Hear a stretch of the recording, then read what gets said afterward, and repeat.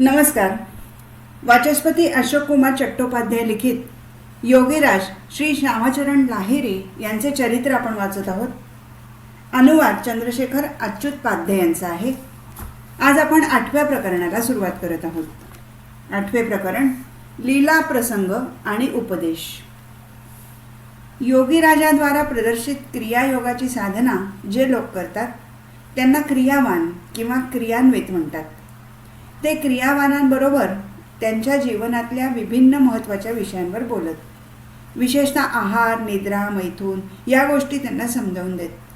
ते सात्विक आहाराला जास्त श्रेय देत असताना सांगत की सात्विक आहारामुळे शरीर आणि मन शांत राहते.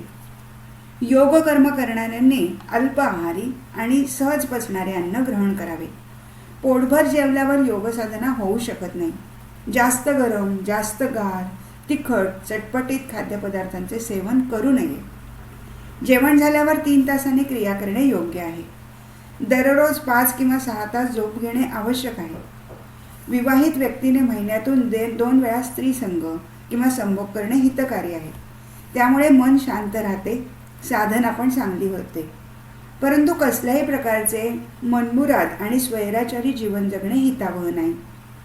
एखाद्या वेळेस कामभावना जास्त प्रबळ झाल्यास 3-4 वेळा खेचून प्राणायाम करणे इष्ट आहे. दररोज दातावर दात दाबून बलपूर्वक प्राणायाम किंवा प्राणकर्म करावे. जोर देऊन प्राणायाम केल्याने प्राण लवकर स्थिर होतो. म्हणून योगीराज नेहमी आठवण करून देत, कसके प्राणायाम करना चाहिए. कसून प्राणायाम करा. शरीरातील 49 वायूपैकी प्राणवायू हा प्रधान वायू आहे.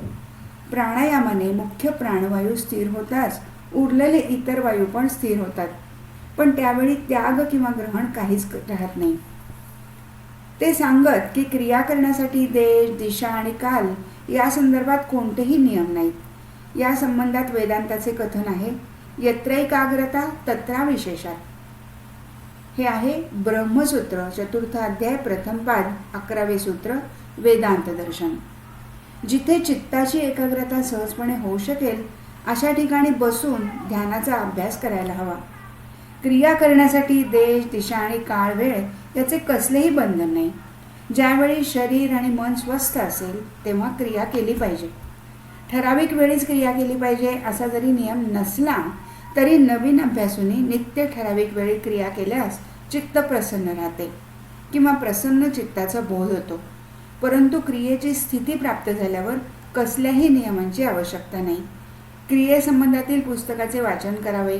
कंबर, हृदय आणि कंठ, मान म्हणजे सरळ रेषेत ठेवून जास्त ताण न देता ताठ बसून वायूचा समप्रवाहात क्रिया केली पाहिजे. अशा स्थितीत ब्रह्मज्ञान होते. योगाभ्यास करणाऱ्यांनी भल्या पहाटे उठून स्नान करू नये, जास्त वजन वाहून नेऊ नये, भराभर चालू नये, कडक उपवास करू नये. सांगण्याचा उद्देश इतकाच की असे कोणतेही कष्टाचे काम करू नये की ज्यामुळे धाप लागेल. मेघगर्जना होत असताना क्रिया करू नये. प्रातःकाळी केलेल्या क्रियेमुळे रात्रीच्या पापांचा क्षय होतो आणि संध्याकाळी केलेल्या क्रियेमुळे दिवसभराच्या पापांचा क्षय होतो. थंडीच्या दिवसात आणि वसंत ऋतूत अधिक प्रमाणात क्रिया करायला हवी. अधिक क्रिया केल्यावर एक प्रकारचा नशा येतो आणि डोक्याच्या मागील भागात शब्द ऐकू येतात. यालाच नाद ब्रह्म म्हणतात. प्राणायाम नुमत्वा उन्मत्तवत चरंती. जबलोग उपनिषद. अधिक प्राणायामाच्या नशेत धुंद होऊन ब्राह्मी स्थिती प्राप्त करून अनासक्त भावाने जगात वावरायला पाहिजे. प्राणकर्म करणाऱ्याने देवत्वाच्या स्थितीत प्रतिष्ठित होता येऊ शकते. या क्रियायोगाची 5 अंगे आहेत. त्यांना तालव्य, प्राणायाम, नाभिक्रिया, योनिमुद्रा आणि महामुद्रा असे म्हणतात. या 5 अंगांनी समष्टी हाच क्रियायोग आहे. परंतु या गुह्यतम क्रियायोग साधनेचे रहस्य फक्त गुरुकडूनच बोधगम्य होऊ शकते. तालव्य क्रियेमुळे जिव्हाग्रंथीचे भेदन होते. प्राणायामामुळे प्राण तसेच अपानवायू स्थिर होतो. नाभिक्रियेमुळे समान वायूला साम्यावस्थेत आणले जाते. योनिमुद्रेद्वारा आत्मदर्शन होते आणि महामुद्रेद्वारा व्यान आणि उदानवायू स्थिरावस्था प्राप्त करतात.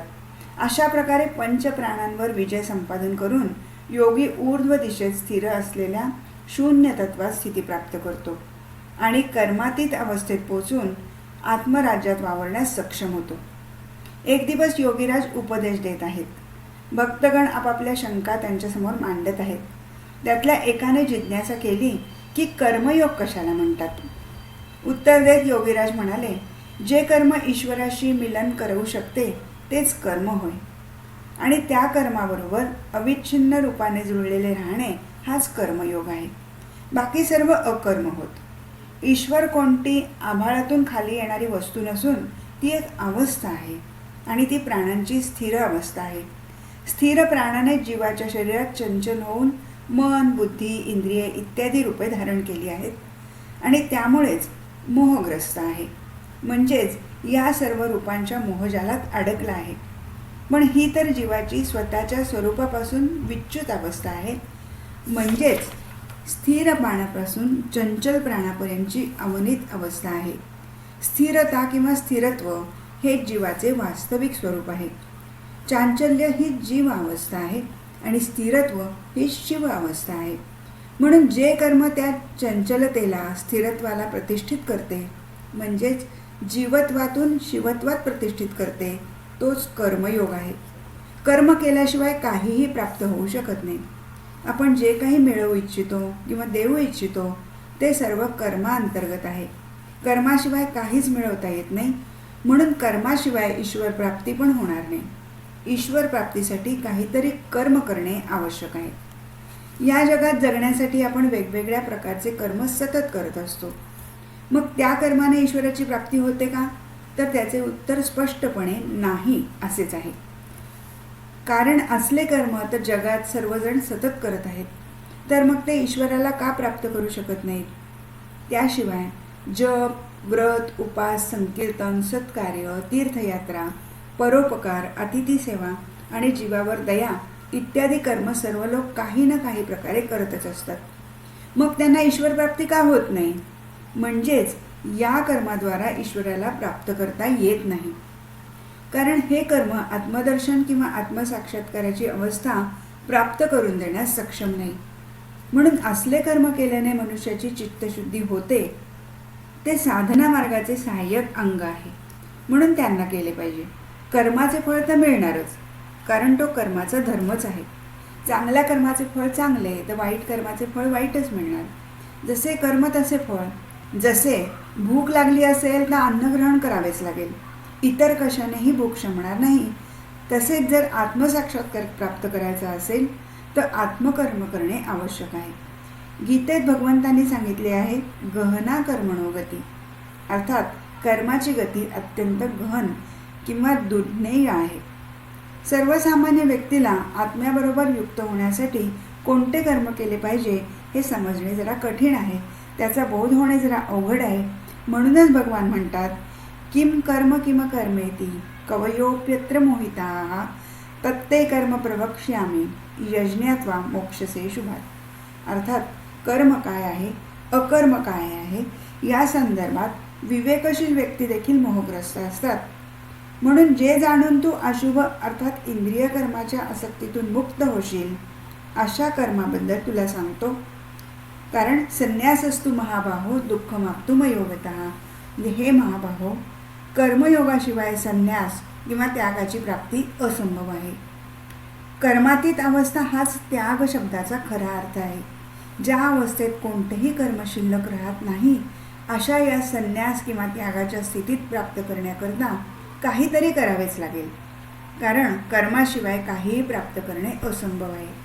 म्हणून योगीराजांनी 19 जून 1873 साली लिहिले आहे, अब बडा मजा से बे काम है होए काम हुआ, यानी कुछ नहीं करना यही काम हुआ. बड़ा आश्चर्य की बातें इसी में हमेशा गर्क रहना चाहिए. अर्थात आता अत्यंत आनंदात अकर्म स्थिती झाली. ते अकर्मच प्रकृत कर्म आहे. अर्थात काहीही न करणे हेच माझे कर्म झाले आहे. मोठ्या आश्चर्याची गोष्ट आहे की अकर्मामध्ये नेहमी बुडून राहायला पाहिजे. अर्थात साधारण लोक ज्या व्यवहारातील कर्मांना कर्म मानतात त्यालाच योगी अकर्म म्हणतात, आणि साधारण लोक अज्ञानामुळे ज्याला अकर्म समजतात त्यालाच योगीजन कर्मरूपाने ओळखतात. साधारण मनुष्य क्रियेची परावस्था किंवा कर्मातीत अवस्था काय आहे हे जाणत नाही, म्हणून त्याच्याकरता स्थिरावस्था ही अकर्म आहे. परंतु योगी लोकांच्या करता तेच प्रकृत कर्म आहे. योगीराजांनी इसवी सन 1873 25 जूनला या संदर्भात आणखीही लिहिले आहे. 3 कोना जाऊर 4 लकीर, 3 कोना याने तीनों नाड़ी इड़ा पिंगला सुषुम्ना, 4 लकीर याने क्षिति अप तेज मरुत, यह सबको छोड़ के शून्य से ध्यान लगाना, यही असल काम है. आज तो बहुत श्वास आ गया, बडा भारी नेसा हुआ. अर्थात 3 कोन किंवा कोनाचा अर्थ इडा, पिंगला आणि सुषुम्ना या 3 नाड्या. तसेच 4 लकीर याचा अर्थ पृथ्वी, जल, अग्नी किंवा तेज आणि हवा किंवा वायू या 3 नाड्या व 4 महाभूते यांच्या पलीकडे 5वे महाभूत रूपी महाशून्यात किंवा त्या शून्याच्या आतील शून्यात ध्यान केंद्रित करायला हवे. तेच खरे काम आहे. प्राणकर्म करता करता आज श्वासाची गती संपूर्णपणे थांबली. तसेच अशा प्रकारे कुंभक अवस्था प्राप्त झाल्यामुळे खूप नशा आली. अशा प्रकारे साधना करता करता त्यांची कशी अवस्था झाली या संबंधात त्यांनी 1873 साली 23 ऑगस्टला लिहिले आहे. आज अभय सब कर्म में अकर्म जो सोई मेरा कर्म है. अर्थात कोणत्याही कर्मामध्ये त्यांना आता भय नाही. सर्व कर्माप्रती त्यांना अभय प्राप्त झाले आहे. कारण साधारण माणसासाठी जे अकर्म आहे तेच कर्मातीत अवस्थेमध्ये त्यांचे एकमात्र कर्म राहिले. तात्पर्य हे की क्रियेच्या परावस्थेमध्ये ते नेहमी स्थित व्हायला लागले. कर्मातीत अवस्थेमध्येच ते तल्लीन राहायला लागले. भगवान श्रीकृष्णाने असेच म्हटले आहे, कर्मण्य कर्म यपश्चेत अकर्मणीच कर्मयः स बुद्धिवान मनुष्येषु स युक्त स कृष्ण कर्मकृत. अर्थात जो कर्मात अकर्म पाहतो आणि अकर्मात कर्म पाहतो तोच मनुष्यामध्ये बुद्धिमान आहे. आणि सर्व कर्मांचे संपादन करून सुद्धा तो ब्रह्माशी संलग्न किंवा जोडलेला राहतो. तात्पर्य हे की संसारातील सर्व कर्म फलाकांक्षेशी जोडलेली आहेत. त्यांना अकर्म रूपात पाहतात.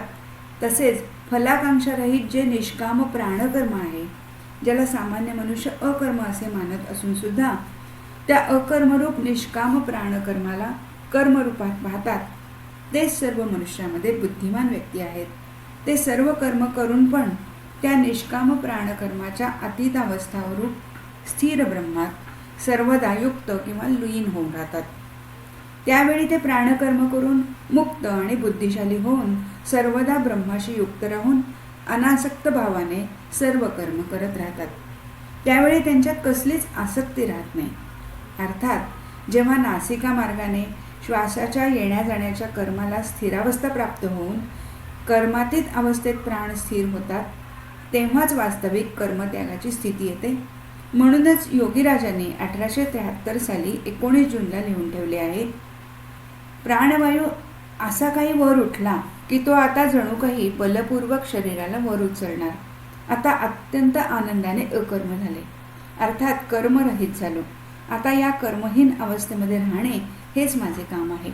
मोठ्या आश्चर्याची गोष्ट आहे की त्या अकर्म स्थितीत किंवा नाकाम अवस्थेत नेहमी गर्क असणे हीच क्रियेची परावस्था आहे आणि त्यातच नेहमी राहायला पाहिजे. संसारातील कर्मांना पूर्णतः सोडणे शक्य नाही. म्हणून भगवान अर्जुनाला म्हणतात, नियतम कुरु कर्मत्वम कर्मज्यायो ह्य कर्मणः शरीरयात्रापिचते न प्रसिद्धेद कर्मणः. अर्थात जे कर्म आवश्यक आहे ते कर्म तू कर. कारण काहीही कर्म न करण्यापेक्षा काहीतरी कर्म करणे चांगले आहे. नाहीतर या शरीराचे रक्षण होणार नाही. ते कार्य न करणे हा दोष आहे. म्हणजेच ते आवश्यक कर्म आहे ते केलेच पाहिजे. आणि हे अजपारूप प्राणकर्म किंवा प्राणायाम हेच अनिवार्य कर्म आहे. कारण ह्या प्राणवायूमुळेच देहाचे रक्षण होते. म्हणजेच हा प्राणवायूच प्रत्येक जीवाचे आयुष्य आहे. सर्व कर्मांचा त्याग केला तरी श्वास प्रश्वासाचे कार्य होत राहणार. ते टाळण्याचा कोणताही उपाय अथवा मार्ग नाही. हे कार्य न राहिल्यास देहाचे अस्तित्वच राहणार नाही.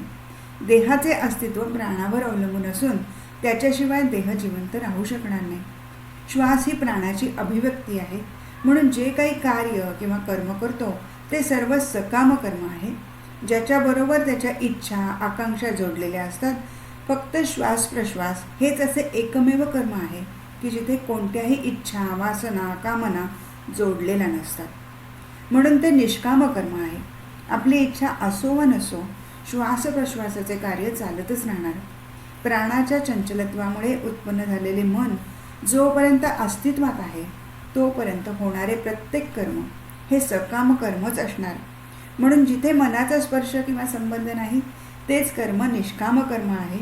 मनुष्य जेव्हा गाढ झोपलेला असतो आणि इच्छा अनिच्छा यांचे अस्तित्वाचा कोणताही संकेत नसतो, त्यावेळी पण श्वासप्रश्वासाचे कार्य चालतच राहते.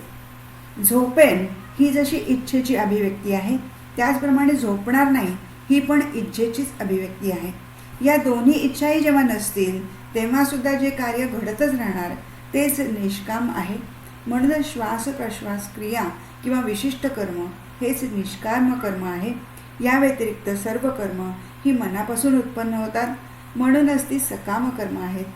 मन हे स्वतः एक इंद्रिय आहे, म्हणूनच इंद्रियाकडून घडलेले कर्म कधीही निष्काम कर्म असू शकत नाही. गीतेत भगवान श्रीकृष्णांनी ह्याच निष्काम कर्माबद्दल सांगितले आहे. कारण जो प्राणवायू जीवदेहात गतिशील आहे तीच जीवाची वर्तमान किंवा अस्तित्वाची अवस्था आहे. यालाच अजपारूपी हंसाची संज्ञा दिलेली आहे. त्याच्या बहिर्मुखी गतिशीलतेत हंसाच्या विपरीत क्रिया झाल्यामुळे विकार उत्पन्न होतात, ज्यामुळे जीव नेहमी विकारग्रस्त राहतो. त्याची बहिर्मुख गतीच आयुष्याबरोबर देहाच्या नाशाचे कारण आहे. परंतु अजपारूप हंसाच्या अंतर्मुखी गतीद्वारे विविधपूर्वक हंसक्रिया किंवा प्राणक्रिया करण्याने बहिर्मुखी गतीचे निवारण केले जाऊ शकते आणि तेव्हाच आत्मभाव किंवा स्वाभाविक अवस्था प्राप्त झाल्यावर सर्व प्रकारचे विकार नाहीसे होतात. म्हणूनच योगीराजांनी 21 जुलै 1873 साली लिहिले आहे, आज आणखी अधिक स्थिर घराचा ठाव ठिकाणा मिळाला. दोन्ही डोळे आपले आपण बंद होत आहेत आणि ब्रह्म आणखी स्पष्ट दिसू लागले. त्रिकूट म्हणजे 3 शिंगे असलेला पर्वत अथवा पवित्र तीर्थ. परंतु योगीराज म्हणत आहेत, अशा प्रकारे खेचरी अवस्थेमध्ये रेचक आणि पूरक प्राणायाम करता करता जाय करणारा श्वास पूर्णतः बंद झाला आणि केवळ कुंभकाची प्राप्ती झाली. म्हणूनच ते म्हणत आहेत की अशा प्रकारचा केवळ कुंभक ज्याला प्राप्त झाला आहे तोच भाग्यवान धन्य आहे. ही केवळ कुंभकाची स्थिती केव्हा प्राप्त होते किंवा केव्हा सिद्ध होते याची व्याख्या करताना त्यांचे निर्दिष्ट प्रमाण देतात. 10,61,000 प्राणायाम में केवल कुंभक सिद्ध होता है. योगी दररोज नित्य नियमाने प्राणायाम करता करता वर दिलेली प्राणायामाची संख्या पूर्ण करण्यास समर्थ होतील, तेव्हा त्यांना केवळ कुंभकाची स्थिती आपल्या आपण प्राप्त होईल.